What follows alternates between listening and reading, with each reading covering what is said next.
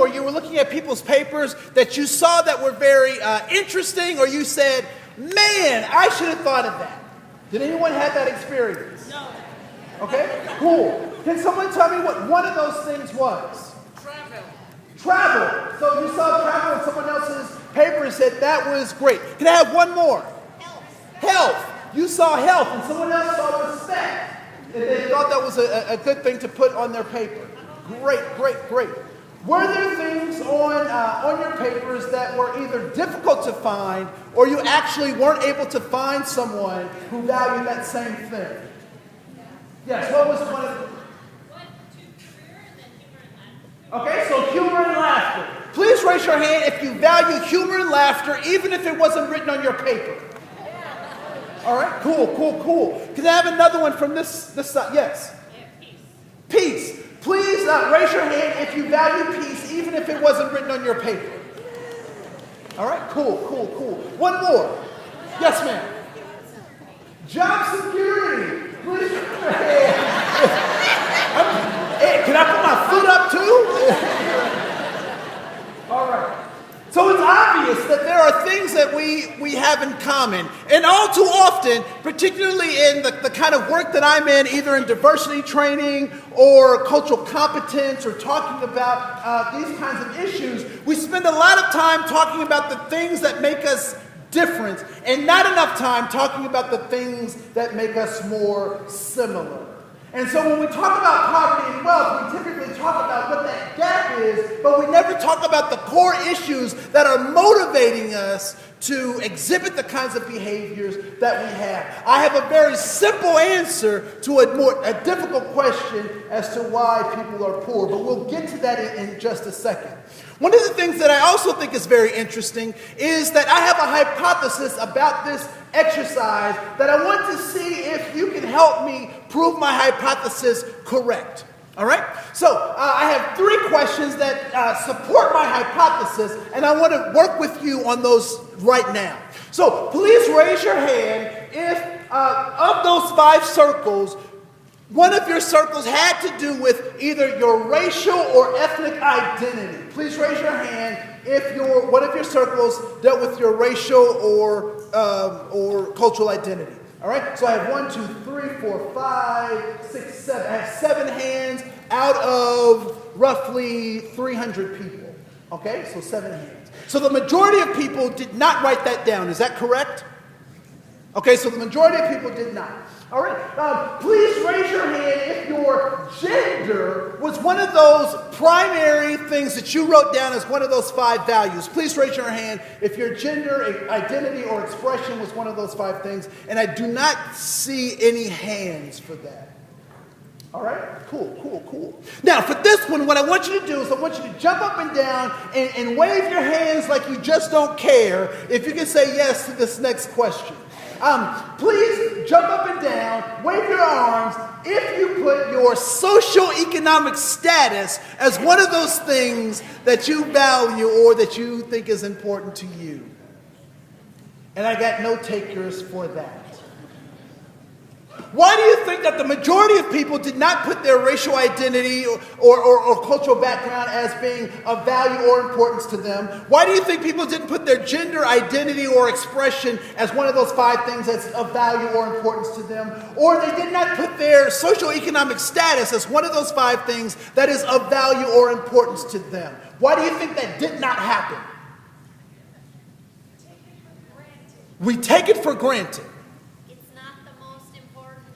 Because it is not the most important thing to us. But it is certainly important to other people. One of the things that I think is very fascinating is this conversation about race and the American race paradigm I find very interesting because President Obama gets a lot of heat for his gender identity, right? And so typically he carries himself as a black man. But in truth, in reality, he is biracial, meaning that his father is African, a black African, and his mother is a white woman, a white European European woman. And so they came together and they created this biracial child. And so as much as he shows himself as black, he could show himself as being biracial. But to follow that racial logic, he could show up as being white. Now, I find it very interesting. If President Obama declared himself as a white man, how people might respond to that, because it's difficult enough for some people to believe he was born.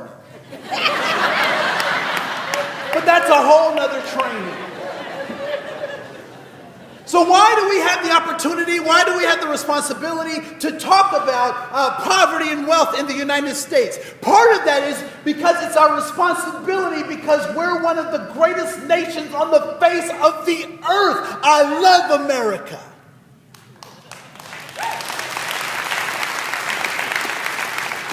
And if you didn't clap, you should have. One of the things that makes us one of the greatest in the nation, and I say one of the greatest on the face of the earth, is because I've been to Sweden. Ooh, love it. It's clean. Oh my goodness. But why do we get to have this discussion? Because we have this thing called the Constitution of the United States is why we get to have this discussion and why we're one of the greatest countries on the face of the planet. And so we hold these truths to be self-evident, that all men are created equal, that they're endowed by their Creator with certain inalienable rights, that among these are life, liberty, and the pursuit of happiness. We, the people of the United States, in order to form a perfect union, establish justice, ensure domestic tranquility, provide for the common defense, promote the general welfare, and secure the blessings of liberty to ourselves and our posterity. We do ordain and establish this Constitution of the United States of America. Poverty is un-American. It goes against everything that we say that we stand for. So we have to talk about it. Because if I'm not able to secure food, if I'm not able to secure a good job for myself, I sat in a session that talked about the collateral consequences of a criminal record. If we're not able to stand up and look at how we redefine felonies, what we do with felonies, then we create this permanent underclass of Americans that will never be able to live up to what this great country says that we are supposed to espouse and believe. Some people say, well, when they wrote that document, they weren't talking about black men. Some people say when they wrote that document, they weren't talking about women. You know what I say to that? If they didn't want me to believe it, they should have never wrote it down.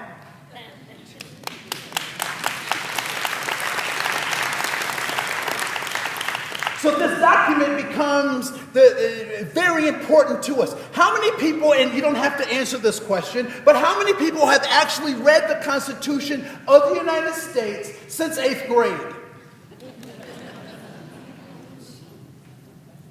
I will tell you, if you don't have a copy of that at your fingertips, if you don't know exactly where to get that, shame on you, because the people who are not for liberty and justice, for those people who are fighting against the causes that we think make a great America, they know the Constitution.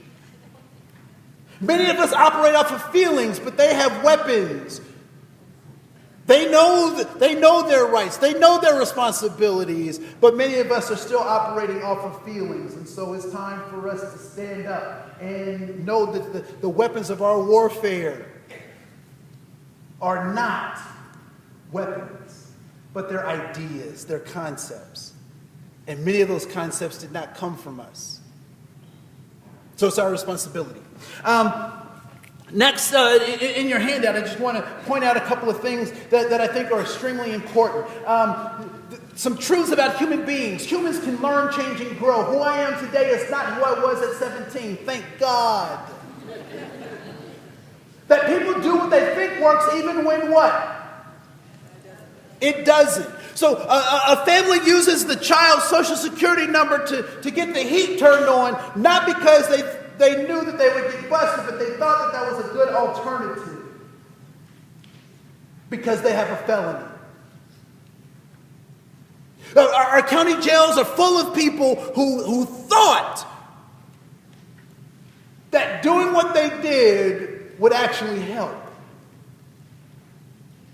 Number 3, all human beings are goal-directed. All behaviors are trying to drive or gain something through their actions. And so I find it very interesting that when we ask kids why they took the cookie,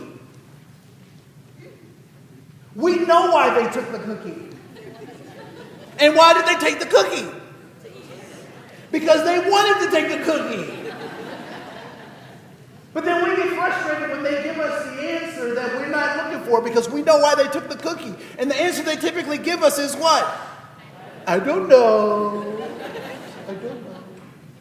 And lastly, sometimes we get caught up with people's attitudes, and that attitudes are actually a side effect of goal accomplishment. When people get what they want, they have a good attitude. When they're denied access to what they want, they have a bad attitude. Think about a teenager in your life. So a coworker, a client, if they have a bad attitude, one thing we know about them for sure is that what? They're not getting what they want. They're not achieving their goal. And so our first responsibility is to make sure that we help them get their goal. And if we can't help them, then we help them get another goal, to find another goal. All right?